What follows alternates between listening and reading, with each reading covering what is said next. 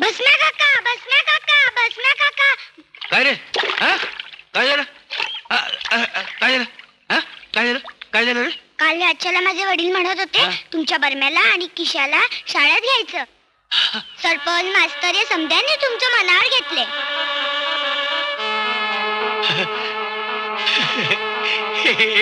हे बरम्या, हे किशा, हे ईश्वरा, तुम्ही आता शाळेत जायचं.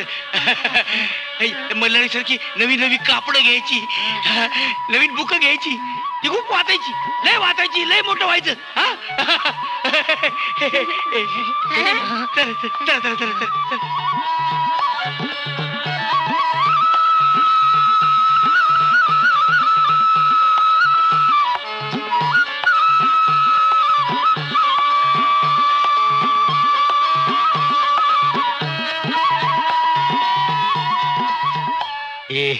परम्या, ईशा, ही आपली शाळा, आपला नवा देवाडू आपला. ए, शाळेच्या पारीवर टकुर ठेवा. चला. शाबास रे माझ्या पोरांनो. तांदूळ, गहू, ज्वारी, बाजरी वगैरे धान्य पदार्थ भाजून शिजवून खाणं चांगलं. तळून शिजवून भाजून पदार्थांची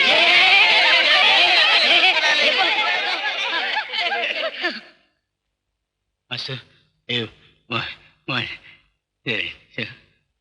शंकर, या अशा अवस्थेत तू मुलांना वर्गात बसवणार? तू या मुलांच्या जटा कापून काढ. हे बघ, अरे शाळेत यायचं म्हणजे कसं स्वच्छ निर्मळ असलं पाहिजे. रोज आंघोळ करायला पाहिजे. ही मुलं बघ कशी फुलांसारखी निर्मळ आहेत.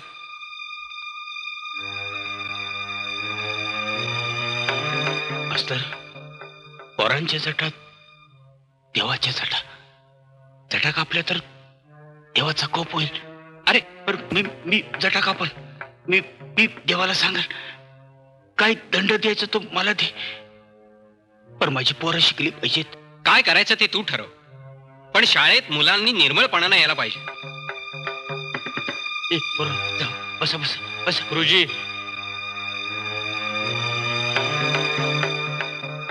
भस्म्याची मुलं वर्गात का? काय झालं? यांना शिक्षणाचा अधिकार नाही? ज्यानं त्यानं आपल्या पायरीने राहावं. गुरुजी, शाळेचं स्मशान करायचा विचार आहे तुमचा? हे पोरांनो, गप्प बसा. गुरुजी, विद्यादानाला पायऱ्या कसल्या? विद्या देणं हे आपलं कर्तव्य आहे आणि आपल्या कर्तव्याशी प्रामाणिक राहून येईल त्याला आपण शिकवलं पाहिजे. आपली नेमणूक त्याकरता झाली. याचा परिणाम फार वाईट होईल. गुरुजी, त्या भस्म्याच्या मुलांना मी वर्गातच बसू देणार नाही. ती जमातच वाईट प्रवृत्तीची आहे. त्यांना तुम्ही मदत करता? हे बघा, तुमचं म्हणणं मला सांगू नका, सरपंचांना सांगा. सरपंचांनी सांगितलं म्हणूनच मी त्यांना शाळेत घेतलं. आणि बघा, तुम्ही शिक्षण खात्याकडे तक्रार करा. अहो, एका बाजूला सरकार शिक्षणाचा प्रसार समाजातल्या तळागाळापर्यंत झाला पाहिजे म्हणून म्हणतंय. आदिम आदिवासींची नवीन पिढी शिक्षण घेते. मग या भस्म्याच्या मुलांनी का नाही शिकायचं? त्यांनी काय पाप केलंय? अहो, असं जर झालं तर ही जात जमात कसं शिक्षण घेणार? आदिवासी आणि भस्मे यांच्यात खूप फरक आहे गुरुजी. ते माणसं आहेत की भूत? अहो, तो त्यांचा धर्म आहे गुरुजी. बघा, ते भूत प्रेत स्मशान वगैरे सगळं सरपंचांना सांगा. मला या गावात राहायचंय आणि मी त्यांना वर्गात घेणार. एक गोष्ट लक्षात ठेवा गुरुजी, मी हेडमास्टर असून तुम्ही माझं ऐकत नाही आहात. याचे परिणाम फार वाईट होती. एवढंच बजावून ठेवतो मी तुम्हाला. पोरांना शिकवतोय.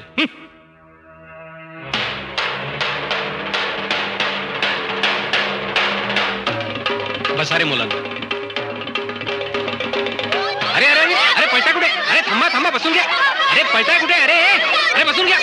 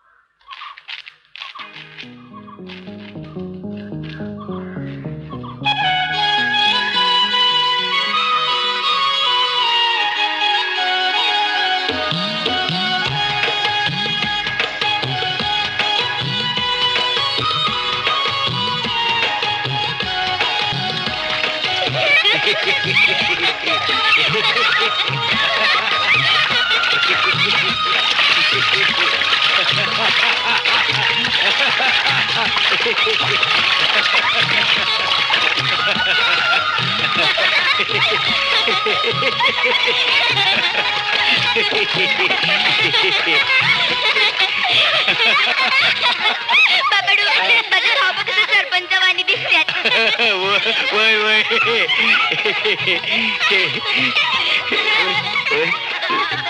गोचिर वाणी दिसतात माझी लेकर.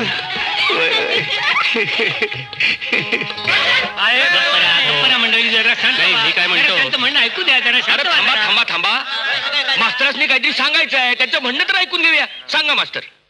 मी नको नको म्हणत असताना भस्म्याच्या मुलांना शाळेत घेतलं, त्यामुळे इतर मुलं घाबरतात आणि त्यामुळे त्यांचं काही बरं वाईट झालं तर त्याला शाळा जबाबदार नाही. आणि भस्म्याच्या मुलांना शाळेत घ्यायचं असलं तर सरपंचाने तसं लिहून द्यावं. त्यापेक्षा तुम्ही असं का नाही करत? तुमच्या मुलांच्या मनातली भीती काढून टाका. शेवटी भस्म्याची असली तरी ती मुलंच आहेत ना. भस्म्या भूताचं सोंग घेऊन येतो म्हणजे काय तो भूत नाही. अरे दिसायला माणूसच आहे, पण वागणं भूताचं आहे. कधी याला पाडते, कधी त्याला उठावते. त्याची इब्लीस कधीला भेटताय का? अरे मी आहे ना. हा, माझा देव त्याची भूत बांधून ठेवेल. काय रे? तुम्ही भस्म्याला गावात थारा दिला का तर त्यानं तुम्हाला गुण दिला. इथं सगळं गाव तुमच्यावर मरतय आणि तुम्ही भस्म्यावर मरताय. मरा मरा या की त्याच्या मतावर निवडून. अरे पण यावर तोडगा काय? भस्म्याला दुखवायची कुणी? मी म्हणतो भस्म्याने गावातले त्याचे ते भेसूर उद्योग बंद करावेत, म्हणजे मुलांच्या मनातली भीती थोडी कमी होईल. हा, हे खरे. त्यानंच त्याचा खेळ थांबवा. अहो, भूताचं सोंग घेतलं नाही तर त्यानं खायचं काय? समजा त्याची काम करायची तयारी असेल तर तुम्ही त्याला तुमच्या शेतात काम देणार आहात?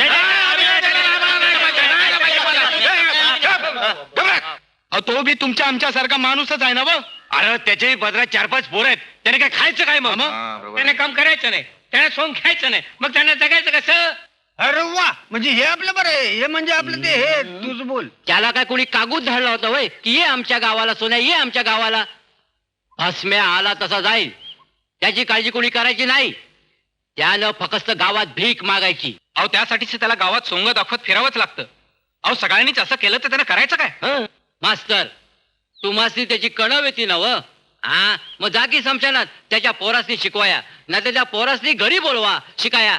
काय मंडळी? बोला की. अरे आमचं म्हणणं तर ऐकून घ्या. आम्ही काय म्हणतो? हो थांबा की. अरे अरे पाहिलं या भस्म्यामुळं शाळेला कुलूप लागले. ह्याच्या बात काय जाते? ह्याच भूत आधी या गावाच्या बाहेर काढायला पाहिजे. पण कसं काढायचं? त्यानं सरपंचालाच नव्हं तर निम्म्या गावाला म्हवणी घातली आणि आपल्या तरुण पोरांचं कोण ऐकतोय रे? पण हा, काहीतरी करायला पाहिजे. अरे त्याला त्याला ठोकून काढो. हा, फिरा आपसू गाव सोडून पळते की हो. टोकायचं सोड. ती जात देवताळी भूताळी आहे. एखादा चेडा आपल्या मागं लावून आपलं बी मुर्द पाडायचा, नाही तर एखादा भूत सोडायचा आपल्यावर. आपण नाही बाबा भस्म्याच्या वाटेला जाणार. आयला तुम्हाला भस्म्याचा भ्या वाटतं आणि मसणवटात जाऊन दुर्गीला बघत बसताना नाही रे भ्या वाटत? अरे असलं काय बोलू नको. अरे मी त्या दुर्गीला बघितलं सुद्धा नाही. ती काळी का गोरी ते सुधी ठावं नाही मला.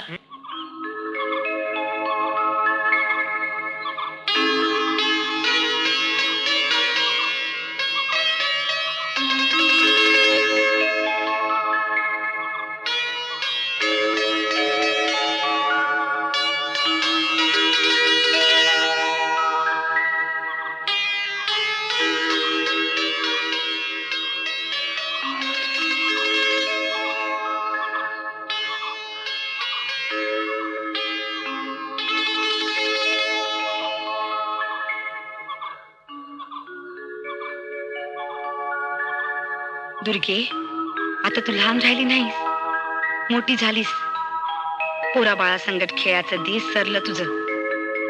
आता इथनं पुढं आपला धर्म वेगळा आणि बापाई लोकांचा धर्म वेगळा. आता देवीला परसन करून घ्यायचं, हे देवीला व्हायचं.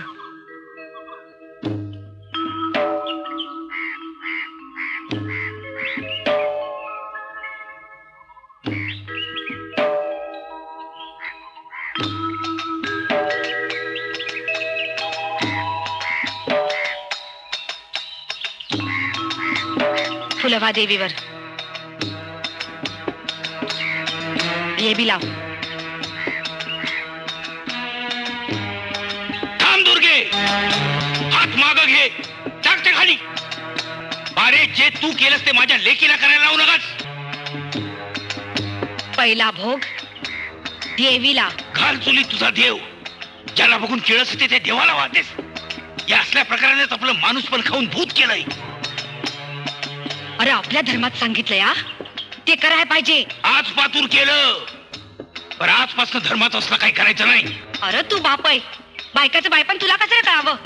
अरे दुर्गीला पुढे चांगलं दिसावं मुंशानी पूजा मांडली या आणि त्याला अडवा येऊ नका. दुर्गी माझी बी लेख आहे, तिचं काय करायचं ते मी ठरवीन. अरे मी तिला चलान दिला या, रक्ताचं दूध करून पाजले मी तिला, आणि माझं काही बी हक नाही. आहे ना, नाही कसा तुझा बी हक्क आहे. तुझ्या हक्काचा वाटा लय मोठा आहे. तू माता आहेस तेव्हा परीच मोठी आहेस. हे बघ मला माझ्या मताप्रमाणे वागू दे, राहू दे. तू त्याला अडवा येऊ नका. मी असलं वंगाळ वागू देणार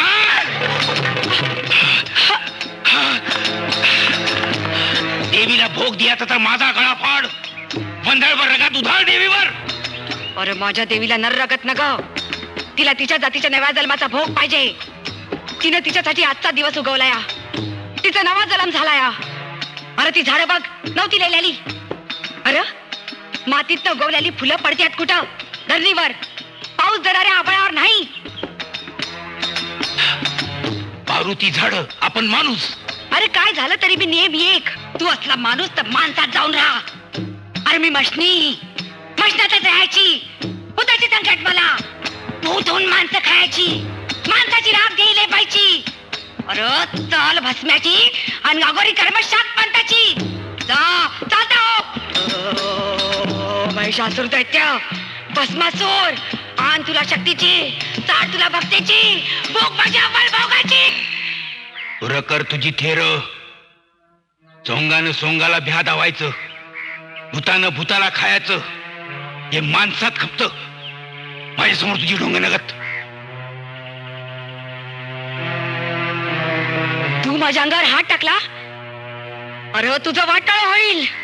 तू धरम बुडवलास, पोरांच्या जटा भादरल्यास, त्याचे चाळात घातलंस. स्वतः भूताचं सोंग घेत नाहीस, गावात काम बघत फिरतोस, पोरीला धरम करू देत नाहीस. मला तुझ्या बरोबर नांदायचं नाही, मला तुझ्या बरोबर नांदायचं नाही. अरे वाटोळ होईल, तर पाठवईल तुझं. अरे बघ तू माझ्या अंगावर हात टाकूया.